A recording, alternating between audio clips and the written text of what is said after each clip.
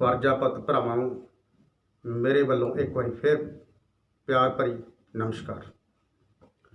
साथियों, अज एक बार फिर असीं तुहाडे नाल अपने दिल की गहराई दी विच जो गल्लां ने तुहाडे नाल साझीआं करनियां लई हाज़र होए। दोस्तों, अज मैं तुहाडे तों एक सलाह लेना चाहुंदा, तुहाडा मशवरा जानना चाहुंदा कि इंसान नूं हमेशा इक्को जिहा ही रहना चाहिए जां समय के अनुसार बदल जाना चाहिए, और बदलाव का साडी जिंदगी दे विच की महत्व है और बदलाव क्यों जरूरी है, इस बारे अज मैं तुहाडे नाल विचार साझे करना चाहुंदा। साथियों, तुसीं अक्सर ही अपने आले दुआले लोकां नूं इह कहंदा सुनिया होएगा कि यार वो फलाना परिवार तो यार पछड़िया है, वो नहीं बदलिया, जां फलाना पिंड पछड़े पछड़ा ही रह गया, जां फलाना देश पछड़े पछड़ा ही रह गया, उन्होंने कोई तरक्की नहीं की। वो जिथे अज तो 20 साल पहले सी, 30 साल पहले सी, उत्थे ही अज खड़े है।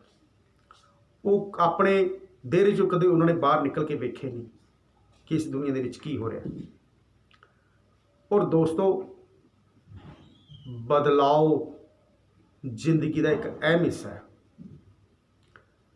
जेड़े इंसान समय दे नाल बदलाव नहीं करते, वो उत्थे ठहर जाते खड़े दरख्त वांग,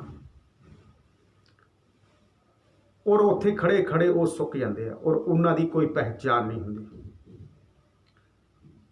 एक कुदरत का भी नियम है, साढ़े वेद शास्त्रां दे विच भी लिखा है। श्री कृष्ण भगवान ने भी गीता च ज्ञान दिता है कि बदलाव यानी परिवर्तनशील होना इंसान नूं बहुत जरूरी है। अज असी इस गल की कुछ हद तक तसल्ली प्रगट कर सकते हैं कि साडे समाज दे विच जागृति आई है, बदलाव आया है। जिथे पुराने बजुर्ग अपने ये सोचते सी भी आपां तां यार पछतेनी काम करना है, बच्चों को पढ़ा के की लेना, क्योंकि उस वेले उन्हां दी सोच के मुताबिक वो सही सी। उदों उन्होंने ये लगता सी भी पढ़ लिख के पता नहीं कुछ बनना या नहीं बनना, जां उन्होंने ज्ञान नहीं सी। जे ज्ञान सीगा तो उन्होंने कोई मजबूरियां होणगियां। उन्होंने इक्को मकसद सी भी अपना एक काम बच्चा हो गया, थोड़ा जिहा बचपन खत्म होया, काम ते ला दो, तो उस घर का उस परिवार का विकास उत्थे ही रुक जाता सी। जदों साडी चेतना जागी, जदों साडे च बदलाव आया, असी आले दुआले दे लोकां नूं देखिया, आले दुआले दे समाज नूं देखिया कि वो समाज जो साडे तो पिछे सी, उन्होंने अपने आप च बदलाव किया तो वो साडे तो अगे निकल गए। उस चेतना के आधार पर साडा समाज भी कुछ चेतन होया, उन्होंने अपने बदलाव किया, उन्होंने काम चेंज किए। अक्सर ही सुनिया जाता भी यार मैथों का ही काम होना है, मैथों दुकानदारी नहीं होनी, मैथों रेहड़ी नहीं लगनी, मैथों कबाड़ का काम नहीं होना, मैथों टायरों का काम नहीं होना, मैथों फलाना काम नहीं होना। पर यह इंसान के अंदर एक हीन भावना है। इंसान चाहे तो की कुछ नहीं हो सकता। करोना काल के अंदर कदे सोचा नहीं सी कि इंसान ने यह काम करना है, तो उन्होंने करना पै गया। कारण क्योंकि ढिड नूं रोटी चाहिए है। जो मजबूरी अज उन्हां लई एक नवा रस्ता खोल रही है, नवा काम खोल रही है, नवा ज्ञान दे रही है। इसे करके जिहड़े आशावादी लोग ने वो दुख की घड़ी दे विच भी एक नवा रस्ता खोज लेंदे हैं। जो चेतन लोग ने, जो बदलाव के नाल जीना चाहते हैं, ऐसे करके प्रजापत समाज में जिथे इन्ना बदलाव होया है, सानू बदलना पएगा, सानू राजनीति दे विच आउणा पएगा। उहदे नाल सानू प्रॉपर तौर ते अपने दिमाग दे विच ये गल बिठाउणी पवेगी कि जो तरक्की असी करनी है, अपने बच्चों को कराउणी है, उहदे लई सानू राजनीति का रस्ता अख्तियार करना पवेगा। और ਉਹਦੇ ਲਈ ਸਾਨੂੰ ਬਦਲਣਾ ਪਵੇਗਾ। ਬਦਲਾਓ ਜ਼ਰੂਰੀ ਹੈ, ਨਹੀਂ ਤਾਂ ਅਸੀਂ ਵੀ ਪਛੜੇ ਰਹਿ ਜਾਵਾਂਗੇ। ਹੁਣ ਵੀ ਅਸੀਂ ਗਾਏ ਬਗਾਏ ਇਹ ਦੇਖਦੇ ਯਾਰ ਸਾਡਾ ਸਮਾਜ ਪਿੱਛੇ ਰਹਿ ਗਿਆ। ਉਸ ਪਿੱਛੇ ਰਹਿਣ ਦਾ ਕਾਰਨ ਇਹ ਹੈ ਕਿ ਅਸੀਂ ਅੱਜ ਵੀ ਉਸ ਪਰੰਪਰਾਵਾਂ, ਉਸ ਰੀਤਾਂ ਦੇ ਨਾਲ ਰੁੱਝੇ ਹੋਏ ਹਾਂ। ਨਵੀਂ ਰੀਤ, ਨਵੀਂ ਸੋਚ ਦੇ ਨਾਲ ਸਾਨੂੰ ਚੱਲਣਾ ਪਵੇਗਾ। ਕੁਝ ਥਾਵਾਂ ਤੇ ਜਾਣੇ ਅਣਜਾਣੇ 'ਚ ਘਟਨਾਵਾਂ ਵਾਪਰ ਰਹੀਆਂ। ਪਹਿਲਾਂ ਉਹਨਾਂ ਪਰਿਵਾਰਾਂ ਦੇ ਉੱਤੇ ਲੋਕ ਉਂਗਲਾਂ ਕਰਦੇ ਆ, ਕਿਉਂਕਿ ਕੋਈ ਵੀ ਨਵੀਂ ਚੀਜ਼ ਜਿਹੜੀ ਹੈ ਉਹ ਜਲਦੀ ਜੀ ਐਕਸਪੈਕਟ ਨਹੀਂ ਕਰਦਾ, ਬੰਦਾ ਮਨਜ਼ੂਰ ਨਹੀਂ ਕਰਦਾ ਉਹਨੂੰ, ਪਰ ਹੌਲੀ ਹੌਲੀ ਉਹ ਚੀਜ਼ ਪੂਰੀ ਹੋ ਜਾਂਦੀ ਹੈ। ਮੈਂ ਆਪਣੇ ਹੀ ਘਰ ਦੀ ਗੱਲ ਕਰਦਾ, ਚਾਹੇ ਅਧਿਆਤਮਿਕ ਤੌਰ ਦੀ ਹੋਵੇ ਚਾਹੇ ਆਰਥਿਕ ਤੌਰ ਦੀ ਹੋਵੇ। ਸਾਡੇ ਪਰਿਵਾਰ ਦੇ ਵਿੱਚ ਵੀ ਧਾਰਮਿਕ ਰੀਤਾਂ ਰਿਵਾਜਾਂ, ਦੇਵਤਿਆਂ ਨੂੰ ਪੂਜਣ ਦਾ ਉਹੀ ਪਰੰਪਰਾ ਸੀ ਜੋ ਸਦੀਆਂ ਤੋਂ ਸਾਰੇ ਸਮਾਜ ਦੇ ਵਿੱਚ ਚੱਲੀ ਆ ਰਹੀ ਸੀ। ਮੇਰੇ ਦਾਦਾ ਜੀ ਕਿਰਪਾ ਰਾਮ, ਸ਼੍ਰੀ ਕਿਰਪਾ ਰਾਮ ਜੀ,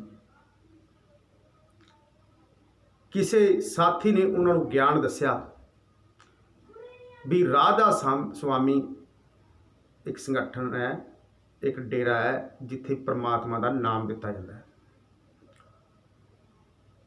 ਔਰ ਮੇਰੇ ਦਾਦਾ ਜੀ ਦੇ ਉਹ ਗੱਲ ਮਨ ਨੂੰ ਲੱਗੀ ਤੇ ਉਹ ਸਤਸੰਗ ਜਾਣ ਲੱਗੇ ਤੇ ਉਹਨਾਂ ਨੇ ਨਾਮਦਾਨ ਲੈ ਲਿਆ।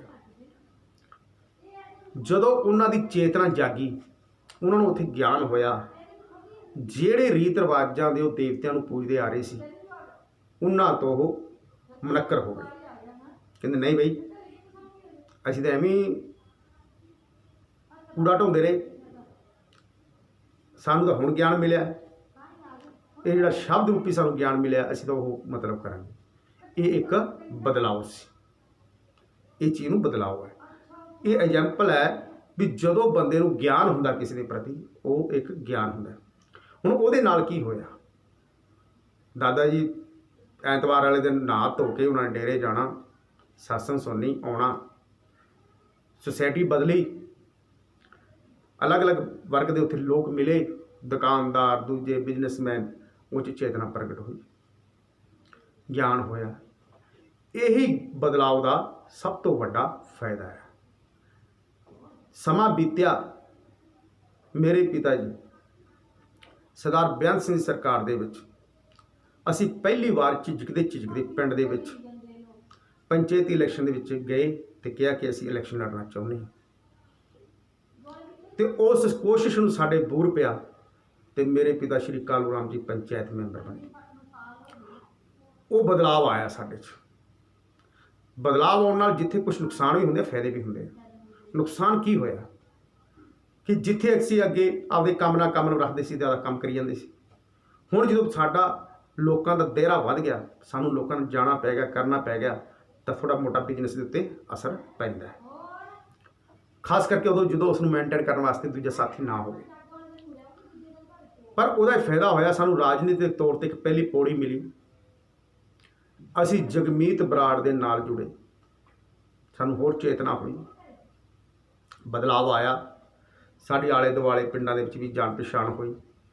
ਸਾਨੂੰ ਰਹਿਣੀ ਸਹਿਣੀ ਦੇ ਵਿੱਚ ਸਾਡੇ ਫਰਕ ਪਿਆ, ਸਾਡੇ ਬੋਲ ਚਾਲ 'ਚ ਫਰਕ ਪਿਆ। ਇੱਕ ਬਦਲਾਅ ਸੀ। ਪੈਸਾ ਭਾਵੇਂ ਸਾਡੇ ਕੋਲ ਸੀ ਜਾਂ ਨਹੀਂ, ਇੱਕ ਚੀਜ਼ ਮੈਂ ਨਹੀਂ ਰੱਖਦੀ, ਪਰ ਸਾਡੇ ਜ਼ਿੰਦਗੀ ਦੇ ਵਿੱਚ ਬਦਲਾਅ ਆਇਆ। ਸਰਦਾਰ ਬਲਵੰਤ ਸਿੰਘ ਰਾਮੋਵਾਲੀ ਦੇ ਨਾਲ ਮੈਂ ਕੰਮ ਕੀਤਾ।